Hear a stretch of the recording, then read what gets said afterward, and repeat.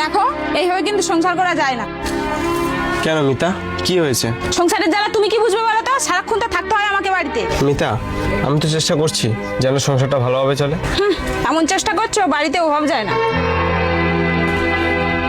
খোকা, ওসব নিয়ে চিন্তা করিস না, দেখবি একদিন সব ঠিক হয়ে যাবে।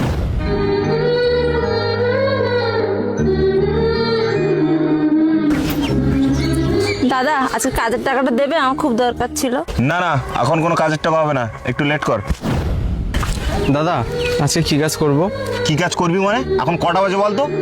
রোজ রোজ যদি এইভাবে দেরি হয় না, তোকে আর কোনো কাজ করতে হবে না। দাদা, বাড়ির সমস্যার জন্য আজকে একটু লেট হয়ে গেল।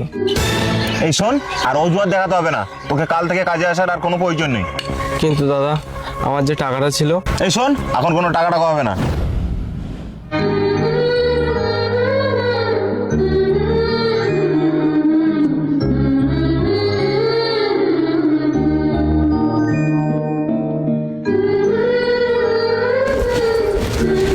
কিরে রবি, আর সকাল সকাল কাজ থেকে চলে এলি? আসলে মা, কাজটা আমার আর নেই, হয়তো কাল থেকে আর যেতে হবে না। তার মানে কাজটা আর তোর নেই? না মা, সত্যি কাজটা আমার আর নেই।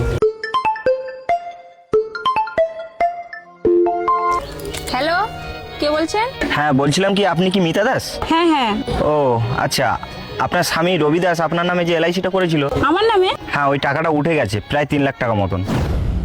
রবি, তুমি আমাকে ক্ষমা করে দাও, আমি তোমাকে চিনতে ভুল করেছি। এসব তুমি কি বলছো? হ্যাঁ, আমি ঠিকই বলছি। আমি তোমাকে এত অপমান করার সত্ত্বেও তুমি আমাকে নিয়ে এত ভাবো। হ্যাঁ মিতা, তোমাকে নিয়ে ভাববো না তো কাকে নিয়ে ভাববো? তুমি তো আমার জীবনের সব। হ্যাঁ গো, আজ আমি বুঝতে পেরেছি সংসার মানে একসঙ্গে থাকা, একে অপরকে অভিযোগ করা নয়।